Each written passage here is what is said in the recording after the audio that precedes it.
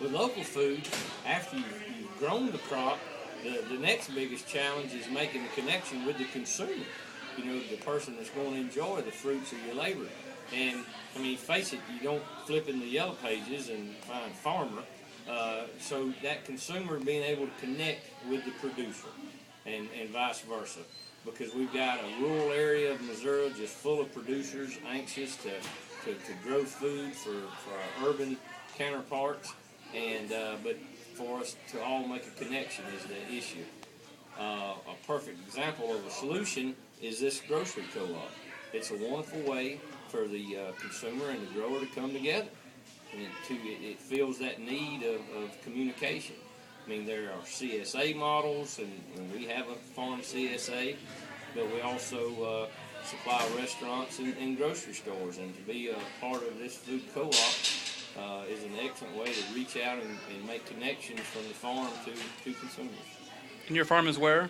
We're in Truxton, Missouri, population 96. We're in Warren County. It's from here to our farm is 71 miles. How big is your farm? We have about 75 acres of land on which we grow 20 acres of vegetables. We also raise hogs and beef cattle.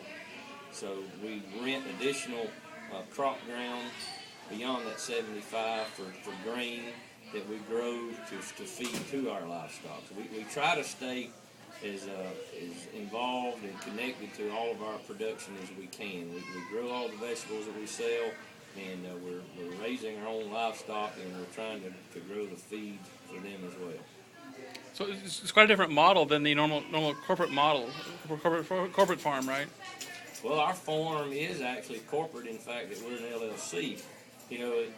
People have different definitions of a corporate farm, but legally, my wife and myself, our 8-year-old son, and our 4-year-old daughter, we are our corporation, Lee Farms.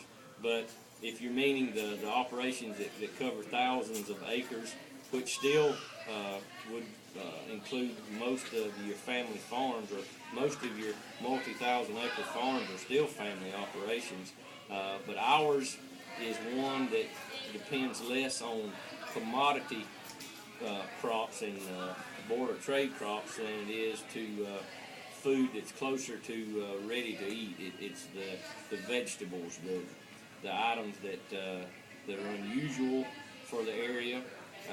They have a higher labor requirement, so it gives a lot of the high school kids in our area a summer job. And believe me, when fall comes, they're all ready to go back to school. So how many different vegetables do you grow? Right off the top of my head, it'd be hard to say. Each year, our diversity increases, the number of veggies increase, but we try to do as much as we can. We start in the early spring with the broccolis, the cauliflowers, the cabbages, and then we have the transition crops to the warmer time of the year, the tomatoes, the cantaloupe, the summer squash, the zucchinis, and multiple varieties of peppers.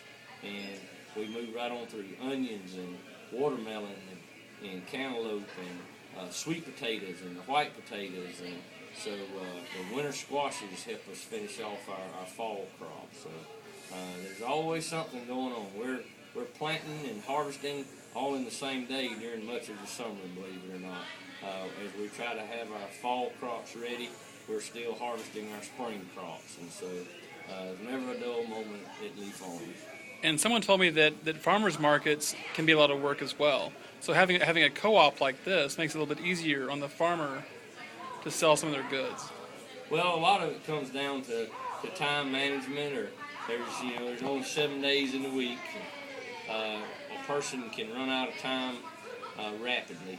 If we have an interface between the farmer and the consumer, like the storefront, it does allow the farmer to get back to the farm and continue doing what he does, and that's tending to his crops and his livestock. We have participated in farmers markets in the past, and they're a wonderful model. Thoroughly enjoy the time and meeting and visiting with all the customers face to face. But you reach a point that to have enough vegetables produce to satisfy the demand requires a majority of your time on the farm. So as we, with our CSA, we have our face-to-face. We enjoy visiting with our customers, and we hold farm tours.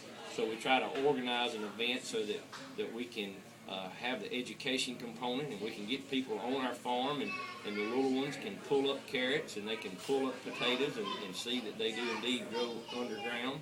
And so we think it's very important to take time to do that, but we try to organize it in such a fashion that we can get the most number of people through the farm as we can, and then we can spend our time growing the food.